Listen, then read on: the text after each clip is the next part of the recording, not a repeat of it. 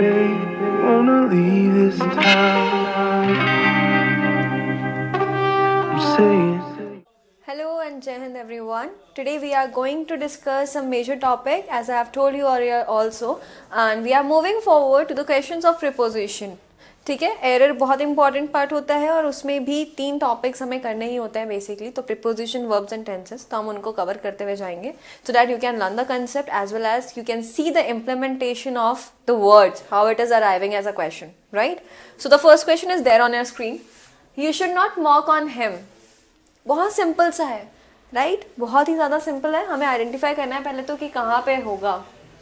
तो कई बार ना क्वेश्चन कैसा हो जाता है कि बच्चे प्रीपोजिशन के क्वेश्चन को मोडाल्स में कन्वर्ट कर देते हैं कि यू शुड में ही कुछ ना कुछ एरर होगा. तो ऐसा कुछ नहीं है.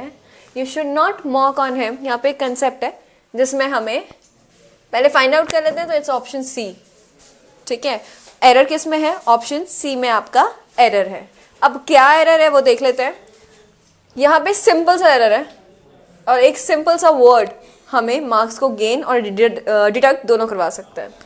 ऑन हिम की जगह एट हिम होना चाहिए. You should not mock at him होगा, ऑन हिम नहीं होगा जब भी you are using such terms. तो जस्ट बी केयरफुल.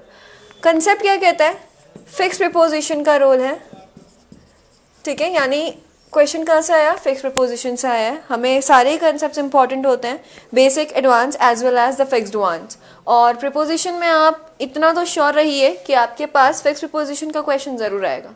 तो यहाँ पे जब उसने बोला मॉक ऑन, तो तभी समझ जाना है कि जब वो बात कर रहा है मॉक की, वो बात कर रहा है स्माइल की, लाफ की, ग्रिन की, एट्सेट्रा. तो इन सच टर्म्स के साथ हम लोग एट का इस्तेमाल करते हैं. ठीक है, यानी mock, smile, laugh, grin etcetera, इन सब चीज़ों के साथ एट का इस्तेमाल किया जाता है. किसी भी तरीके की हंसी को बेसिकली किससे आप डिनोट करेंगे? एट से. वहाँ पे ऑन, अपॉन, ओवर ये सब गलत हो जाएगा. तो इसीलिए यहाँ पे मॉक ऑन की जगह मॉक एट होना चाहिए. This is the minor concept you must know about. Now the second question. You should not accustomed of smoking, right. अब यहाँ क्या एरर है सोचिए. अब कोई किसी को आप क्या कर रहे हो? एडवाइस दे रहे हो या फिर आप उनको कह रहे हो. Even you can order some word, it is up to you. तो जब आपने किसी को क्या बोला है, मना किया है स्मोकिंग करने के लिए, आप इस तरीके से अपने फ्रेंड को बोल रहे हो, एडवाइस दे रहे हो उनको. तो यहाँ पे again the game is of fix preposition.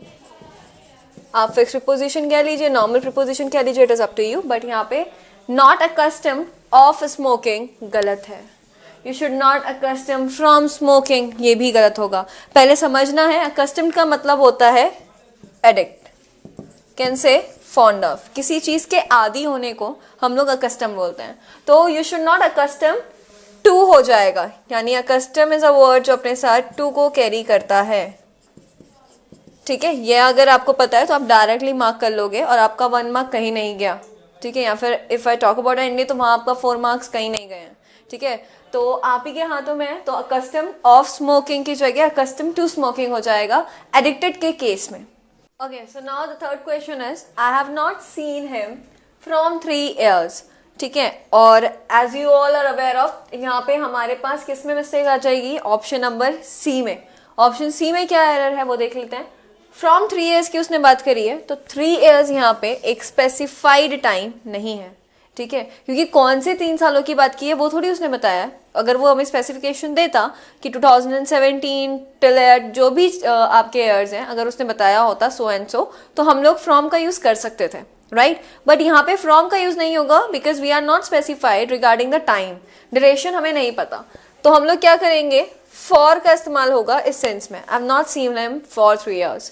तो आपको सिर्फ हियरिंग पावर में नहीं जाना है, you need to use the concept. The common difference you must aware of is since, for, from and during. इसके बारे में आपको पता होना चाहिए. सिंस का होता है पॉइंट ऑफ टाइम के लिए यूज, ताकि आप कंफ्यूज ना हो. फॉर का यहाँ पे इसलिए हुआ क्योंकि पीरियड ऑफ टाइम की बात की गई, यानी कि एक अननोन टाइम जिसके बारे में हमें नहीं पता है, एक स्पेसिफिकेशन करेक्ट नहीं गिवन है. फ्रॉम का यूज होता है हमारा अगेन पॉइंट ऑफ टाइम के लिए, और पॉइंट ऑफ टाइम के सेंस में भी past, present as well as future, यानी तीनों में. इसमें और सेंस में कई बार क्वेश्चन सेंस और फ्रॉम के बीच में भी कंफ्यूजिंग हो जाता है. तो यू शुड नॉट, यानी कि सेंस का यूज जब होगा पॉइंट ऑफ टाइम के लिए, तो हम लोग केवल और केवल पास्ट एंड आपकी बात प्रेजेंट में ही करेंगे। यहाँ पे कोई फ्यूचर का रोल प्ले नहीं होता है, तो ये तो डेफिनेटली नहीं होगा। ड्यूरिंग के बाद तो आपको पता ही है, ड्यूरिंग यानी कि थ्रू आउट द ड्यूरेशन जो भी काम हो रहा हो। तो you must aware of these concept if you really want to solve these kind of questions there. ठीक है, तो आपको बेसिक पता होना जरूरी है।